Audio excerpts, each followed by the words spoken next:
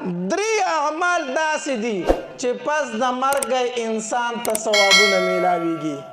یو په هغې کې نبی علیه الصلاة والسلام فرمایي صدقة جاریه، صدقه جاریه ده. په خپل ژوند د مدرسه رخ کړې ده، په خپل ژوند د جومات رخ کړی دی، په خپل ژوند باندې د لاره پخ کړې ده، کویې دې ایستلی دی، ته په قبر کې پروت یې، په دې کې خلک منځونه کوي د جومات کې، دې مدرسه کې خلک سبقونه وایي، ته په قبر کې پروت یې، په مفتو کې تا ته څه میلاویږي؟ زه پکې یو خبره کوم، یو ځای کې مې بیان وکړو دیر کې، نو په آخر کې چې روټۍ خوړل نو یو تن را سره ګپ لګوي مولانا صاحب ټول شی دې ځان ته راوکاږو. نو ما ځان ته هم دی راکاږلی تا زه یې ته وایم که ستا زړه ونه منله بیا راته وایه. زه هم د ټولو نه غټه صدقه جاریه په مولا او په طالب پیسې لګول دي. اذا مات الانسان انقطع عنه عمله الا الثلاث. حدیث مبارک کې راځي چې کله انسان مړ شي د اعمالو سلسله ختمه. مونږ ژوندي یو، مونځونه کوو که نه کوو، روجې نیسو که نه نیسو، زکاتونه ورکوو که نه، حجونه کوو که نه، چې مړه شو دا سلسله څه شوله؟ ختمه. الا الثلاث. درې اعمال داسې دي چې پس د مرګ انسان ته ثوابونه میلاویږي. یو په هغې کې نبی علیه الصلاة والسلام فرمایي صدقة جاریه، صدقه جاریه ده. په خپل ژوند د مدرسه رخ کړې ده، په خپل ژوند د جومات رخ کړی دی، په خپل ژوند باندې د لاره پخ کړې ده، کویې دې ایستلی دی، ته په قبر کې پروت یې، په دې کې خلک منځونه کوي د جومات کې، دې مدرسه کې خلک سبقونه وایي، ته په قبر کې پروت یې، په مفتو کې تا ته څه میلاویږي؟ زه پکې یو خبره کوم، یو ځای کې مې بیان وکړو دیر کې، نو په آخر کې چې روټۍ خوړل نو یو تن را سره ګپ لګوي مولانا صاحب ټول شی دې ځان ته راوکاږو. نو ما ځان ته هم دی راکاږلی تا زه یې ته وایم که ستا زړه ونه منله بیا راته وایه. زه هم د ټولو نه غټه صدقه جاریه په مولا او په طالب پیسې لګول دي. ما خبره اورئ؟ په مولا طالب څه لګول دي؟ نو ته به بیا وایې چې ځان طریقه شوي واله که نه، نو وجه ته بیانوم که نه. دا نن چې دا زه تاسو ته وامه او دا څومره ماشومان ناست دي او دا څومره نوراني چهرې راستې دي د ګلونو په شانتې، دا د هغې طالبانو برکت دی چې کوم د نبي علیه الصلاة والسلام سره په صفه مدرسه کې ناستو. هغه برکت دی که نه دی؟ او دا سلسله به روانه وي تر قیامته پورې. نو مدرسه دې رخکړې کېدی شي ورانه شي، امکان شته که نشته؟ جومات دې رخکړی امکان شته زلزله راشي ورتاو شي، لاره دې پخ کړې ورانه به شي، کویې دې ایستلی ختم به شي، خو مولا طالب نه ختمېږي. په ده پناه نه راځي، پناه نه راځي. زما د خولې نه دې زده کوو، د ده د خولې نه دې زده کوو، د هغه د خولې نه، دا در قیامته پورې را روانه ده. نو په اصحاب صفه باندې چې چا یوه روپۍ لګولې وه نن ورته هم ثوابونه میلاویږي. نو په مولا طالب چې د نن یوه روپۍ ولګوله تر قیامته به تا ته د هغې نیکۍ سټارټ وي.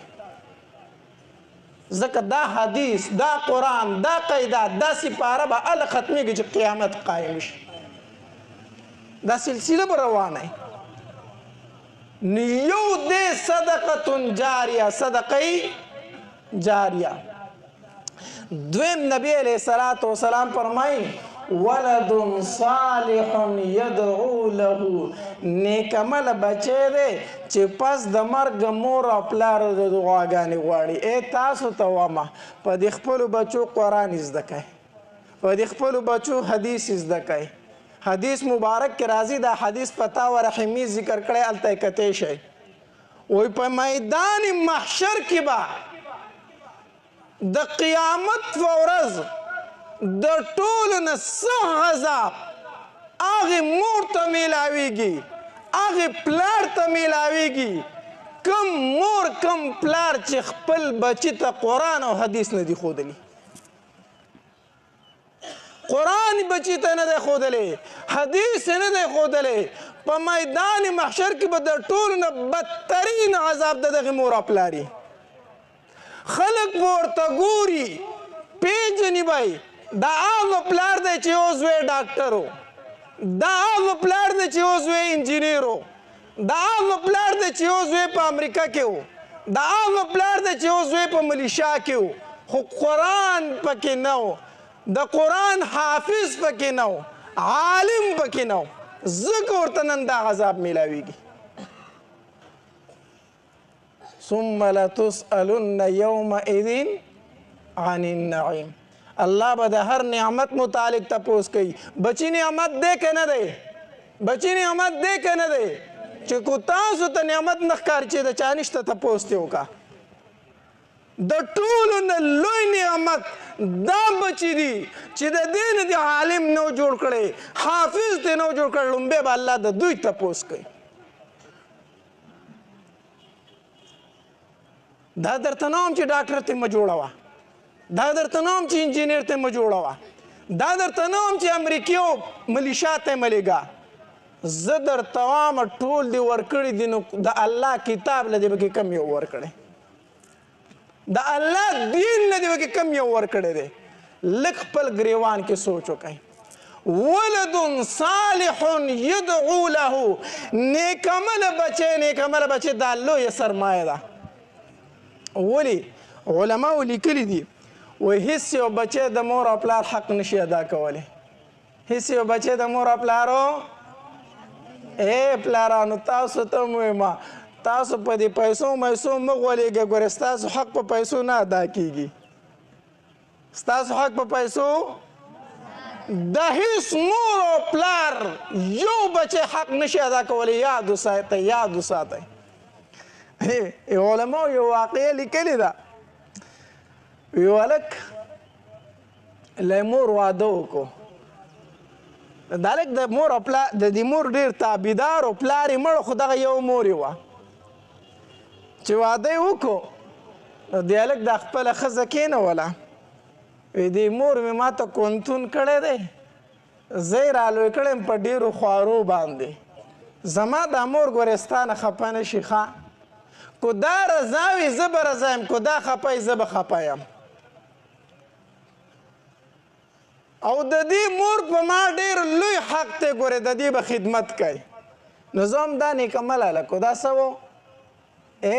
په دې نن زمانه کې چې یو زوی خپلې ښځې ته وایي زما د مور او پلار خدمت کوه نو څه خیال دی نیکعمله دی که نه دی دا هلک نیکعمله دی که نه دا هلک نیکعمله و چې خپله ښځه یې کښېني وایي زما د مور خدمت کوه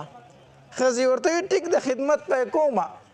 خدمت یې کو تر دې جو ستړی شوه نو انګاین دې نن سبا ډېرې زر ستړي کېږي صحیح ده انګاین دې نن سبا ډېرې زر ستړي شي نو هغه هم ستړی شو نو چې ستړی شو دا ماښام د هلک کمرې ته راغی دا ښځه یې ورته وي په تا دې مور ډېر حق دی په ما ډېر لوی حق دی ښه نو یو کار ولې نه کوي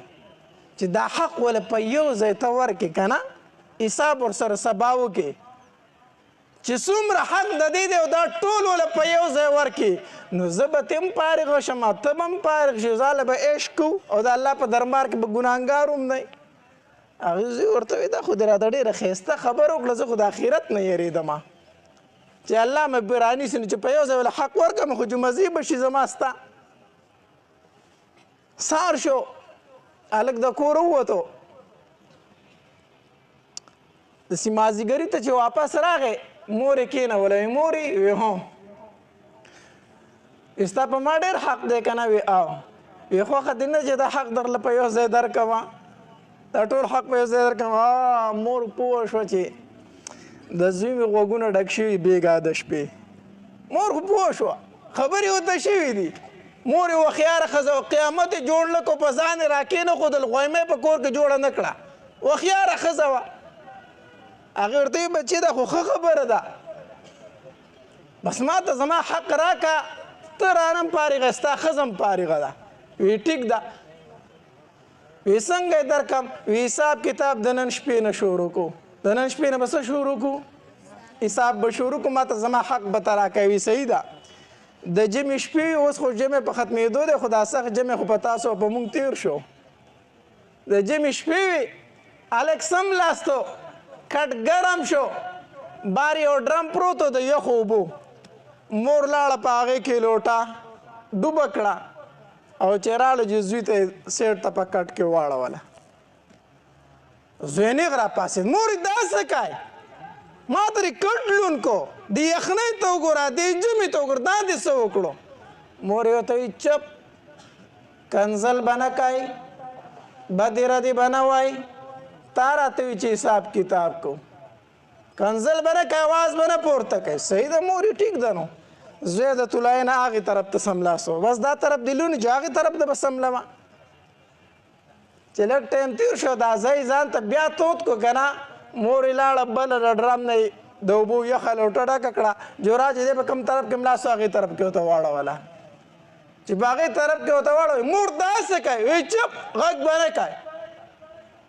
غږ به نه کوې مور دا څنګه حساب کتاب دی دا خو نه کېږي زما نه زه په دې کټ کې سملم دا ته ما سره څنګه حساب کوې مور یې ورته وایي بچیه دا خو اوله شپه ده دا خو اوله شپه ده ته چې وړوکې وې که نه ما به ځان د ښي طرف ته سملولي د جمعې شپه به وه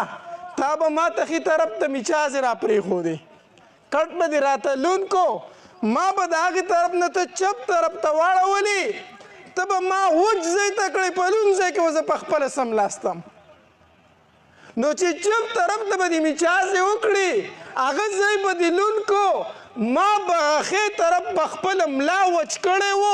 ما به هغې ځای طرف ته راته راواړولې بیا په لون ځای کې زه په خپله سملاستم بچیا د جمعې شپه و په ما باندې په لون کټ کې تېره شو خو ما ته لون ځای له نه یې ورکړی بچیا نن د جمعې شپه په دې کټ کې تېره کړه ما له به صرف د یوې شپې حساب راکړي ما له به څه راکړي د یوې شپې زوی پاڅېدې مورې ما معاف کا ستا سره حساب نه کېږي ستا حق نه ادا کېږي ای لکانو تاسو ته هم چېرته تاسو مور او پلار کښېنه نه وایي چې حساب کتاب در سره کوم ګوره ګیر به شئ بیا به در سره جواب نه نو نیکعمله بچې نیکعمله بچې دا لویه سرمایه ده د مور حق وپېژني د پلار حق وپېژني علماو لیکلي دي وی یو بچی د مور او پلار حق نشي ادا کولی سوا د یو بچی نه کم بچی وی کم بچی چې مونځ وکړي او دی لاس اوچت کړي او دعا غواړي نو دی څه وایي رب ارحمهما کما ربیاني صغیره دا وظیفه خو را سره ووایه که نه رب ارحمهما کما ربیاني صغیره هیڅ بچی د مور او پلار حق نشي ادا کولی خو کم بچی چې د مانځه نه وروسته دا وظیفه 3 پیرې وکړه رب ارحمهما کما ربیاني صغیره ګویا چې دی بچی د مور او پلار حق ادا کو دی بچی د مور او پلار څه ادا کو حق ادا کو معنی څه ده مفهوم څه دی رب ارحمهما وا رب زما په مور او پلار باندې رحم وکړي کما ربیاني صغیره څنګه چې تربیت کړی زما پړوکوالي مطلب دا دی الله زما په مور او پلار داسې خفه شه څنګه چې پړوکوالي په ما خفه کېدل د چا مور او پلار مړه دي وایي زما نه خفه تللي دي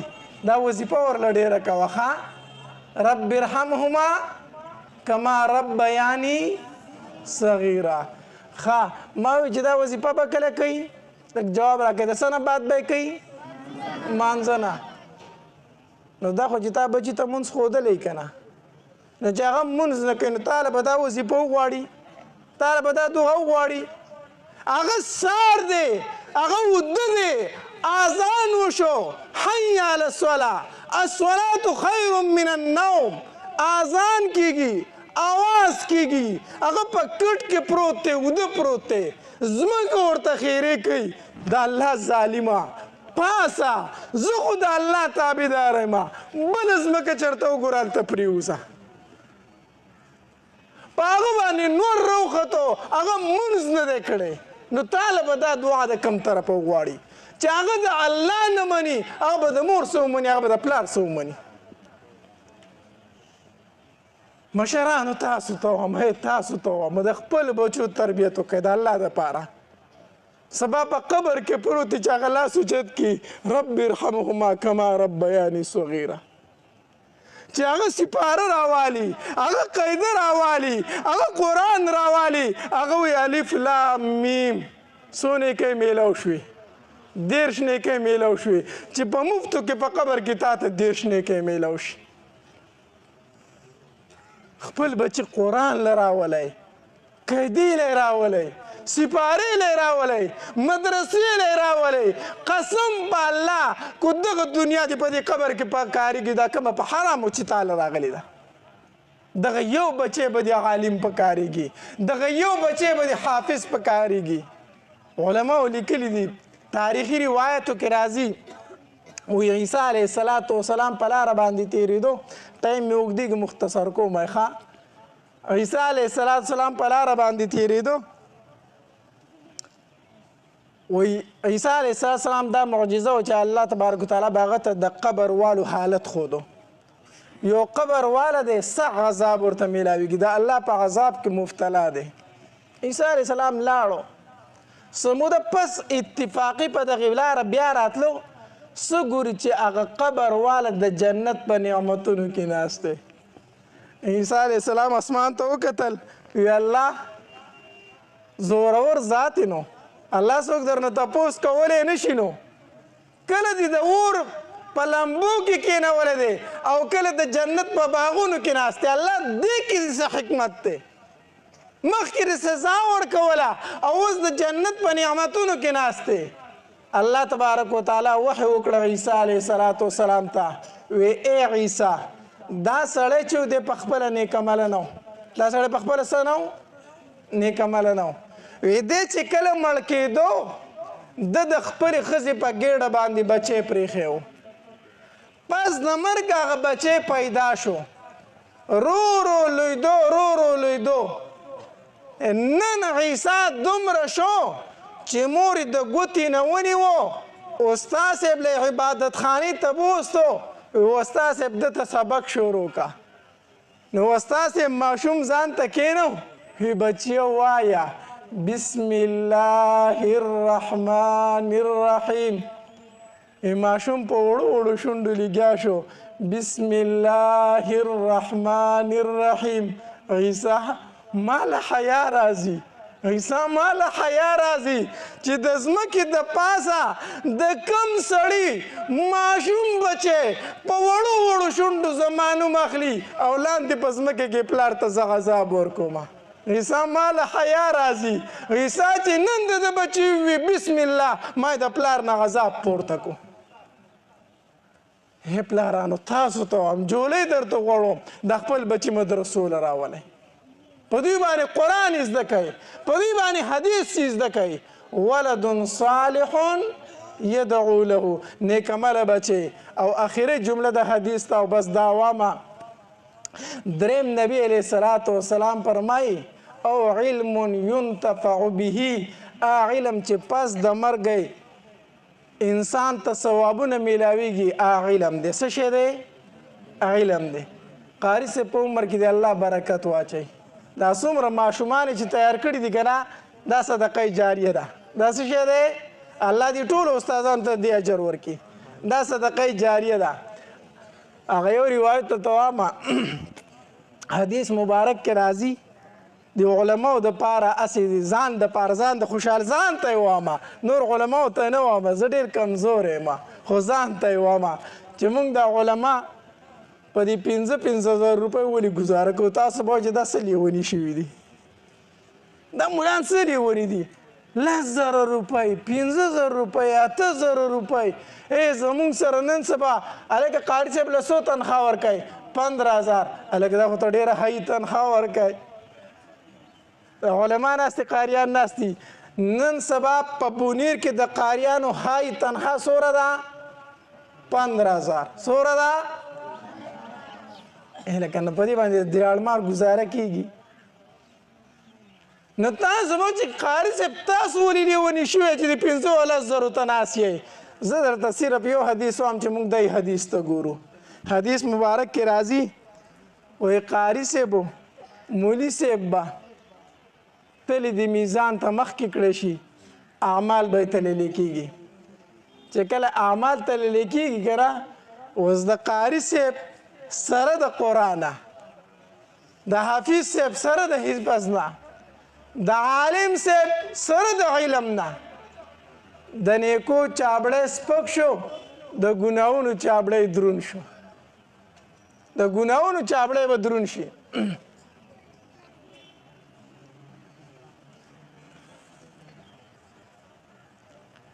د ګناهونو چابړی به درون شي او د نیکو چابړی به سپک شي د قاري او د عالم اوس قاري صاحب به په سوچ کې کینی عالم صاحب به سوچ شروع کی الله سره د علم الله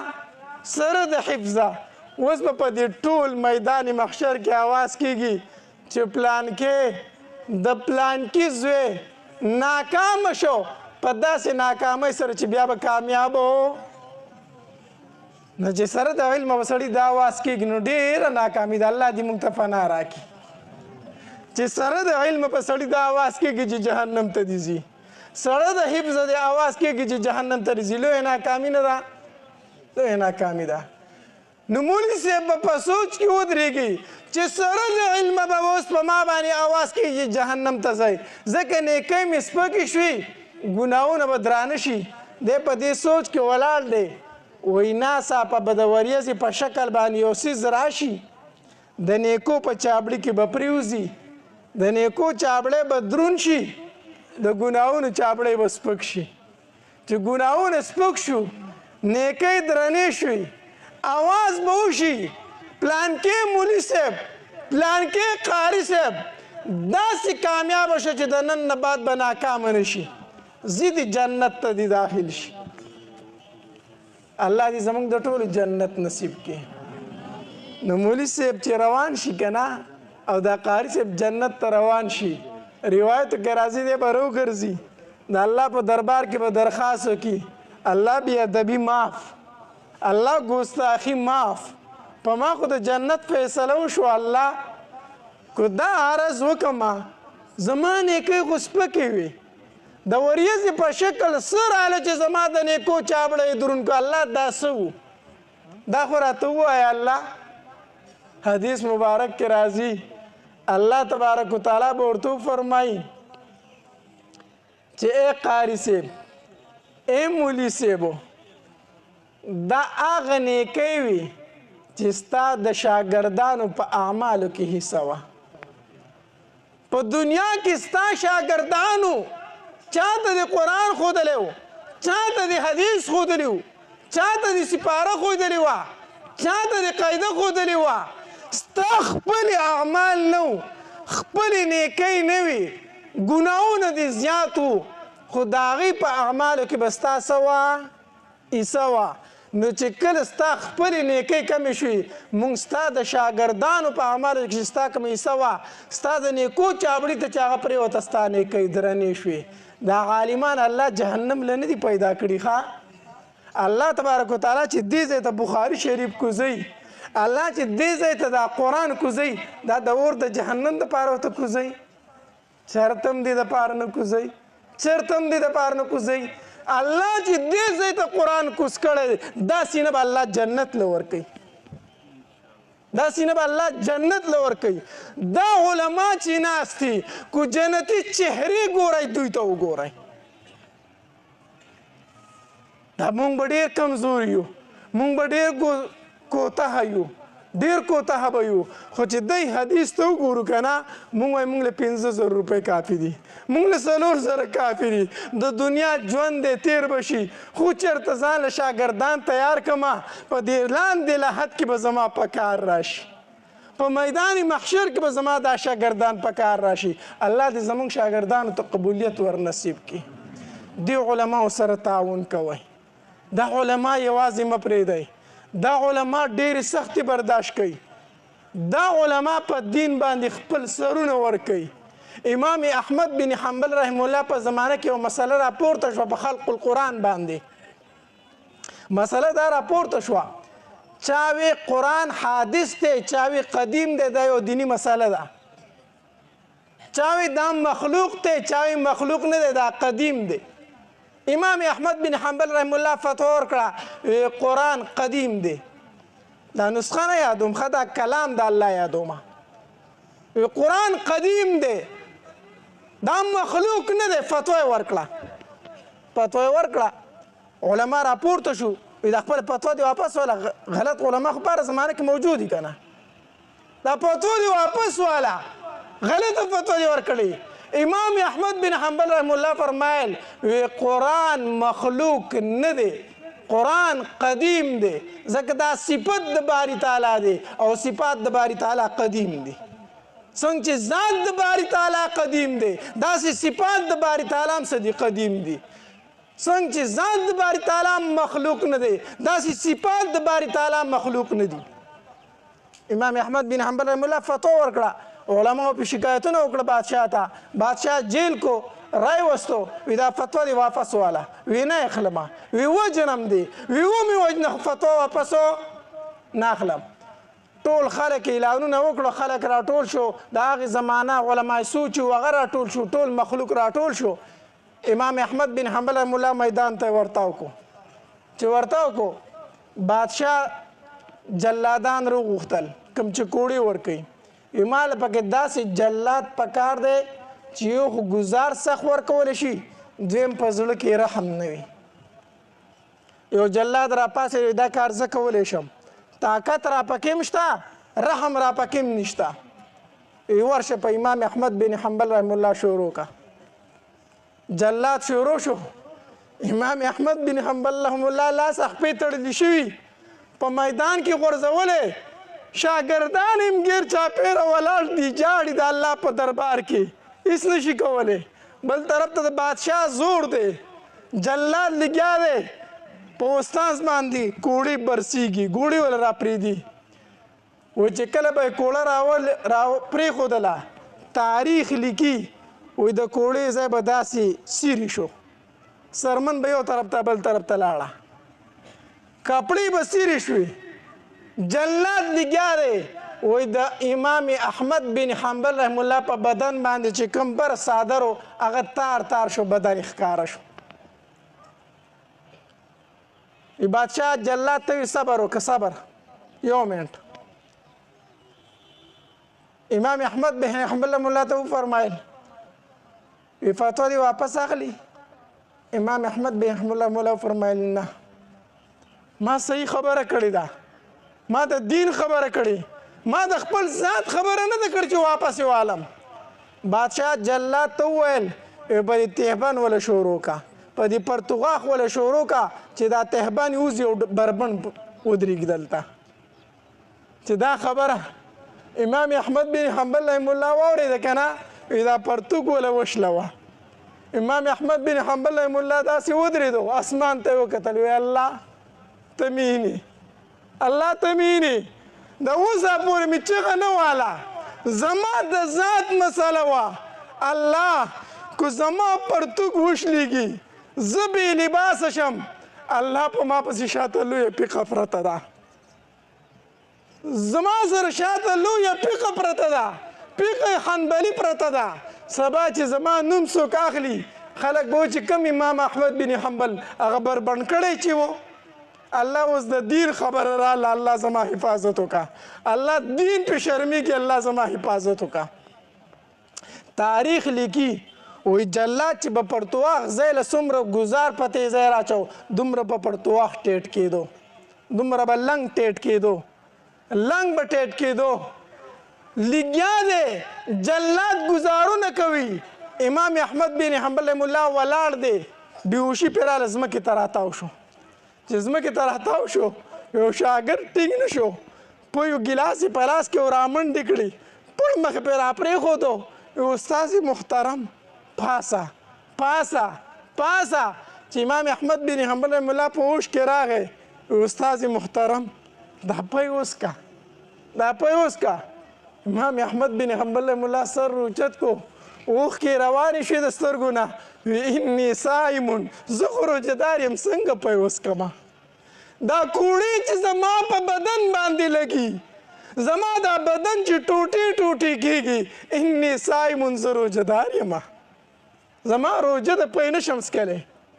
شاګردو ته وایي استاد محترم په دې ټایم کې تاسو ته اجازه شته ده چې روژه ماته کوئ کم از کم دا روژه ماته کوئ پیوس کوئ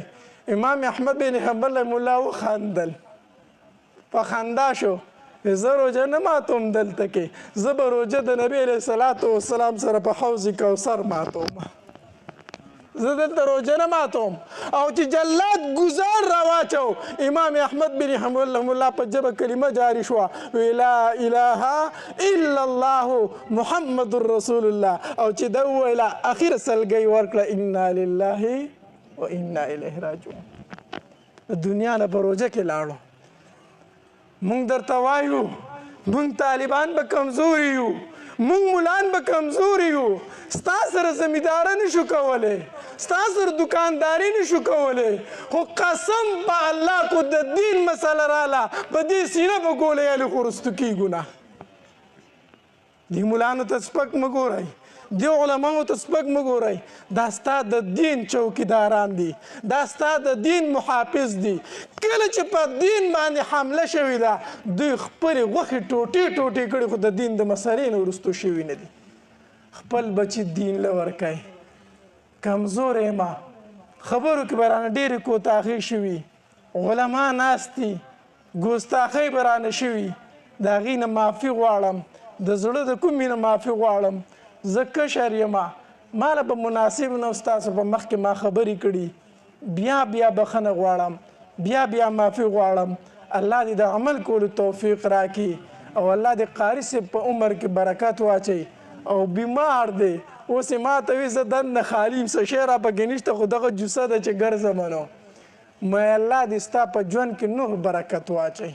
الله دې د استادانو په عمرونو کې برکت واچوي او دا څومره ماشومان چې ناست دي د دوی ته استادانو ته د دوی والدینو ته زه د زړه د کومې نه مبارکي ورکوم چې مبارک مو شه او الله دې مونږ ته